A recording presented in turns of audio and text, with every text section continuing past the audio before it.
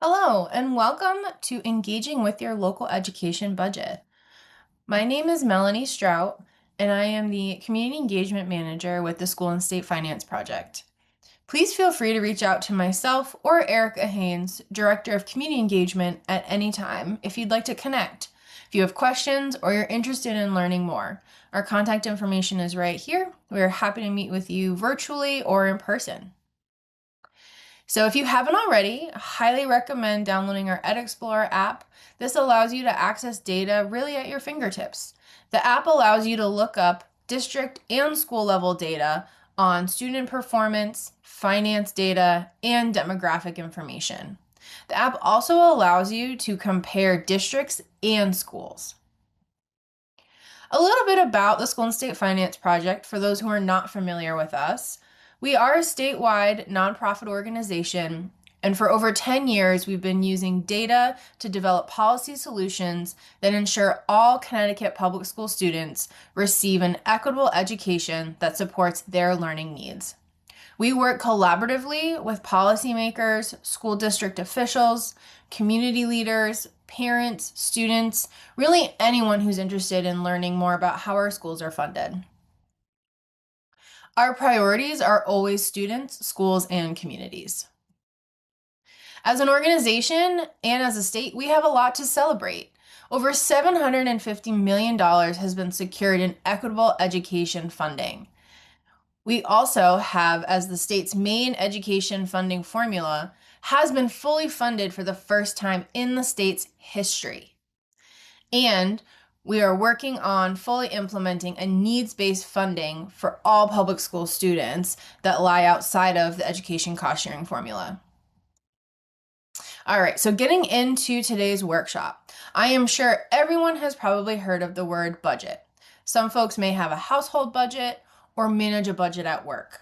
I also am sure that we've all heard the phrase, it's not in the budget. So what is a budget? Essentially, it's a spending plan. Budgets are used to estimate money coming in, so that would be revenues, and then related expenses. So it's really a spending plan over a specific period of time. Budgeting is the process of making a budget. When it comes to school districts, leaders are deciding how much money they need for materials, operating expenses, salaries, etc. As we know, there are not enough resources to fully fund everything. So items are prioritized, and these can be very tough decisions. When we think about a budget, we can think about it as a story. It has a lot of those elements. So stories have characters, and in this case, you are the character in this story and the students. Budgets also have a plot.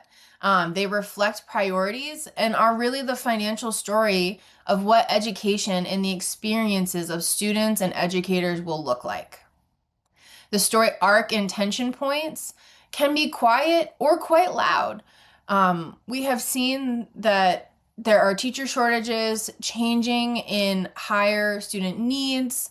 There are conversations around continuations of programs like art and music, athletics. These are some really complicated and tough conversations that communities are having on an annual basis about what they're funding in their districts. The timeline, that is essentially the budget cycle. And then the resolution is the final passed budget. As a character in this story, you are not an outside observer. You are building knowledge by asking questions to school officials, elected officials, talking with community members, and taking action. So what can you expect when you look at a budget? First of all, it is going to be lengthy. I'm talking anywhere from 100 to 500 pages, and this is naturally overwhelming. So we'll talk about what each of these sections look like to help you navigate. First, at the beginning of a budget document, there is usually an executive summary. This is akin to reading the back of a book cover. It should highlight major changes or provide context that is key to understanding the current budget proposal. Here's an example of Naugatuck Public Schools, their table of contents. So you can see how they broke it out as an introduction with just the overviews, And then it is broken down by department and school budgets. I also really appreciate at the end in the appendices, there is a glossary of terms. This can help you navigate the different sections of a large document. So we're going to shift a little bit to look at the different revenue pieces of a budget and talk about education funding, specifically here in Connecticut. Education funding or revenue comes in 3 buckets from the federal government, state government, and local government. Connecticut spends over $13 billion on education every year. The 3 buckets are color-coded here. The blue represents federal dollars, which is the lowest percentage of revenue coming in at 8% or $1.1 billion.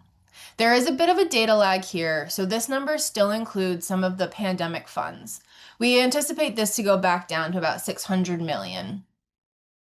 In the orange, those represent state dollars.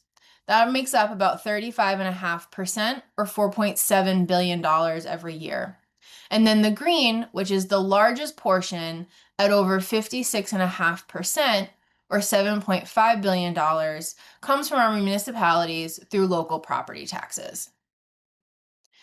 So just to take a quick snapshot of the state's overall revenue, which is raised through income tax. This is the largest source of state revenue, sales and use tax, and then corporation taxes.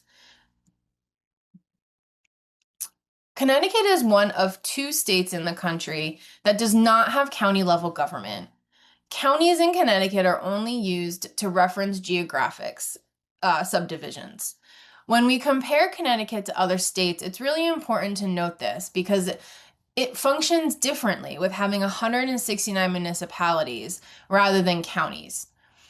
Each municipality is responsible for distributing funds, enforcing local laws, and other local governing. So how do municipalities raise revenue? It's primarily through property taxes that are paid by automobiles, boats, buildings, land. Municipalities are limited on how they can raise these revenues outside of property taxes. We do see communities accessing revenue through state and federal funding opportunities. And then the other revenues pieces are smaller fees such as permits or dog registrations. So now that we've talked about the revenue, let's switch gears and talk about expenditures. Expenditures are costs or money that is being spent. In a budget, these can be really shown in a variety of ways. One example is by function. So which are costs based on the role? For example, instructional staff salaries, or curriculum. By object is another common term which groups expenses together by category. For an example, salaries and employee benefits. It's really common to see budgets show spending by income source as well. So if there are state or federal grants or other private grants, we'll see those each individually as a line item. So it's easier to track that spending and also knowing that that spending is typically designated for specific purposes. We've also seen budgets where expenses are sorted by schools, grades, or even programs. And this can really vary from district to district. Here's an example of how function and object compare. At the top we have by function, and so that we use this example of just instruction. So it gives you a detail of what is included and how instruction is defined. When we go down to the second piece of object, we see that there are salaries. Object is a little bit more specific. However, one is not better than the other. This is again just making sure that things are defined clearly so we know which expenses fall under which category. Some districts choose to color code their budgets as well as Stamford does. And then we have Naugatuck again showing by object, but in a pie chart. So there's a lot of different ways that schools, districts will choose to show this information. And that is going to look very different from district to district and can change from year to year because there is not one set way that a budget needs to look. There are also some context clues that can help you along the way as you're looking at those various expenses. Budgets typically show what was budgeted or anticipated for the year, and then what actually was spent the year previously. So when we're looking at what was spent, we can hear year to date, which is abbreviated as YTD. Having this historical comparison can help you see where there are increases or decreases, which not only tells us where money is going, but what are the priorities in a budget. It does also, though, not always tell you why. So that can require further conversations. Danbury, as many other districts do, are very clear about what are some of those budget drivers. So budget drivers are the biggest expenses or changes that we see in the budget. In this case, Danbury has highlighted expiring ESSER dollars, which are the COVID relief funds, enrollment changes at the high school level, additional programs through the academies, as well as additional needs of multilingual learners and special education. Danbury goes a little bit further and then explains why or what kind of makes up those big budget drivers. So when we look at increased enrollment at the high school, we've seen that requires additional educators. It requires benefits that go along with those salaries, as well as transportation, classroom furniture to ensure that all students have a seat and have adequate space in classrooms. West Hartford, on the other hand, does provide a lot of information in theirs. There's detail around those expenses with that budget narrative. So you can not only see all of the numbers at once, but you get the description and detail regarding what all of those expenses are for. And it also talks about what's currently happening and then what changes are being proposed for the following year. So, what happens if the budget doesn't show you what you're looking for, in particular, if it doesn't show you anything but the current year? So, there's a couple of options here. You can go back manually and look at budgets from the previous year. You can also look at the executive summary for clues to see what maybe some changes are happening. And you can also always reach out to central office or the Board of Education to ask for more information. This is all public information, and so please don't hesitate to reach out and ask those questions. A few other things you might notice in a budget. One term would be capital expenditures. These are dollars that are spent with long-term benefits and are seen more as investments. This is typically seen in school construction, repairs, large repairs to a school building, technology improvements. These are expenses that are not what we would consider day-to-day operation costs. Another term would be debt service. So for some of these bigger capital expenses, sometimes districts will bond money or loan, take out a loan essentially to pay for larger costs, like buying land for a new school to be built on. And so this is, again, not day-to-day operational costs of the district. And these debt services are things that districts will be paying for numerous years after and are commitments that the district has made. So that is important to know as you are budgeting out what those commitments are. All right, so that was a lot of information so far. Numbers can be really overwhelming, and it can feel like it's too much to process. We also have lives, so you may not have hours and hours to pore over lengthy documents. So we recommend make a list of things that are most important to you.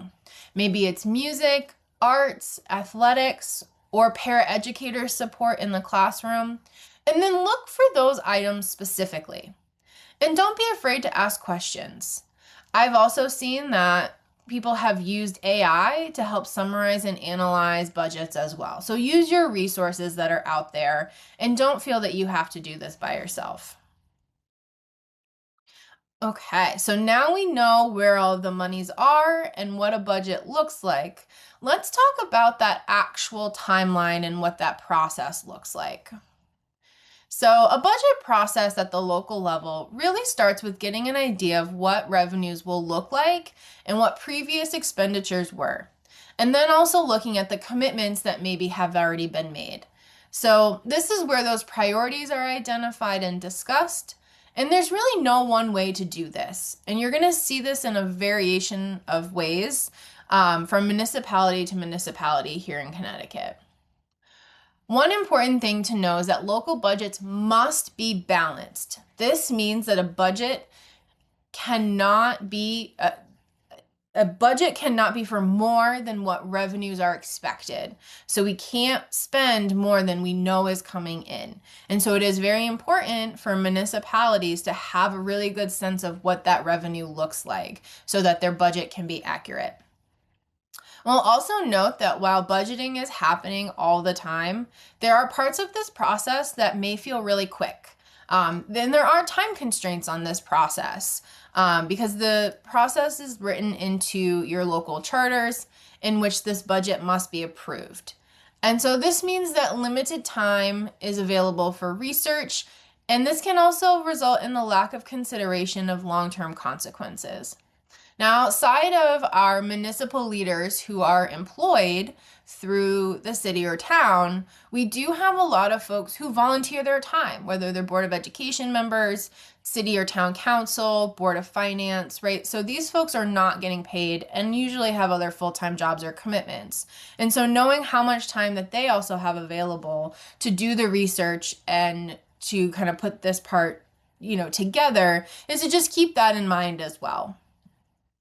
So when we look at a timeline, there's really a few major points. So we have that strategic planning based on goals and objectives. This is when we start to think visionary of what are some of these bigger things we want to see that are happening. And then we will have, and that's for everyone. And then departments will really start to get quotes or just really start putting together their budget proposals that they can share. And then again, we have that ongoing revenue forecasting to be sure that that budget is very accurate and aligns with what revenue is coming in. And this is important because we also know that there can be changes in the economy as it responds to things that are happening locally as well as nationally and internationally. About 3 to 4 months prior to the budget approval deadline, we're going to see that the executive, so whether that's the mayor, first select person, share their budget. This also can be your school district leaders are also going to propose their budget as well. And then we're going to have an opportunity, and then those budgets will all be reviewed. And then there will be an opportunity for public hearings. So this is where the community gets to share their opinions and to give some input on here. I will say that at this point in the process, only small tweaks are going to be made. So we'll talk a little bit more in a moment about where else in the process your voice can be added.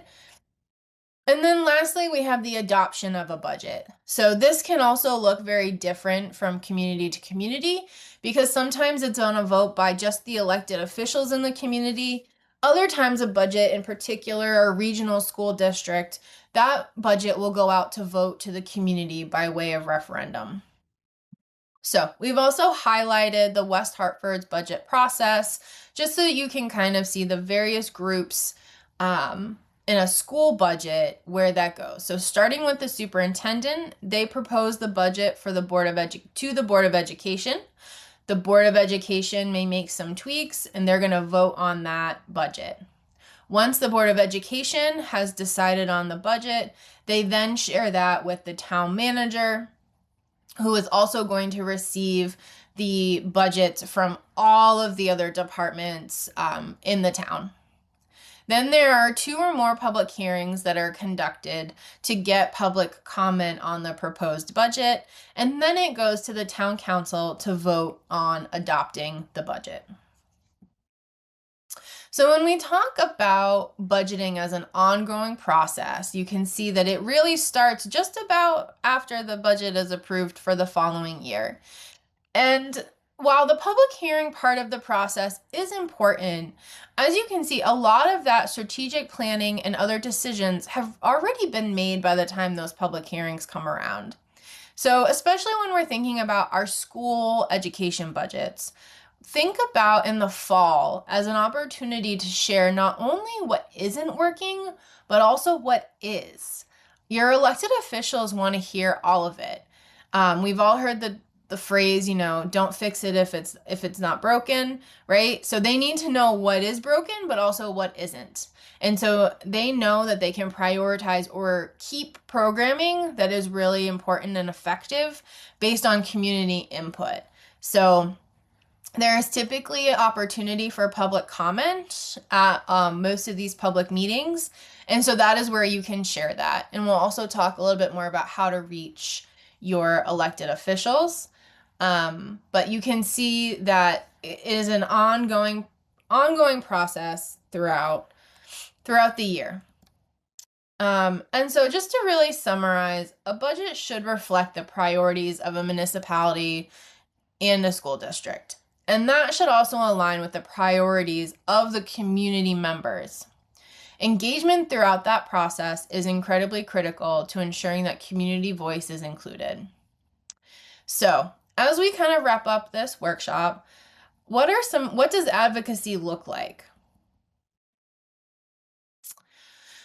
There are a variety of ways to advocate and have your voice be part of the process. This could be speaking at a public hearing, as I mentioned, during the public comments piece. It could be just emailing or calling your elected officials. Again, at the local level, your Board of Ed members, your town and city council members, they are your neighbors. And I'm sure a lot of you have run into them at the grocery store or at Dunkin' Donuts, right? So they want to hear from you. You also could distribute or sign a petition if there's one particular thing that is really important. And also sharing information on social media. I know that this can vary, but there are some opportunities there potentially to have some of those dialogues and to counteract some misinformation that is online as well. So, one of the things that came out of the pandemic was transforming access to public meetings. Technology has been added in at the municipal level that allows for recording of meetings, streaming of meetings, and also allowing hybrid meetings, which is going to has made it a lot easier for people to attend, or will also be able to watch that information later rather than just looking at notes or the meeting minutes. So we'll also say, because advocacy happens year-round, it can get tiring and a little challenging at times. We can't be in all places at once, especially, again, everyone has life commitments. And so we recommend that you find your five. Find some other folks that align with, what you're interested in, and divide and conquer. Split up those community meetings, whether it's people going or watching the recording, and then find a way to connect, to summarize and update each other. That could be over pizza or a beverage. It could be just in a group text, right? There are lots of ways to do that. And so just really encourage you to find other folks that align with either an issue that you're passionate about, that you all can just kind of help support each other. And that is incredibly important. So hopefully everyone found this helpful and really appreciate you joining us. Please don't hesitate to reach out again if you have any questions or would like more information.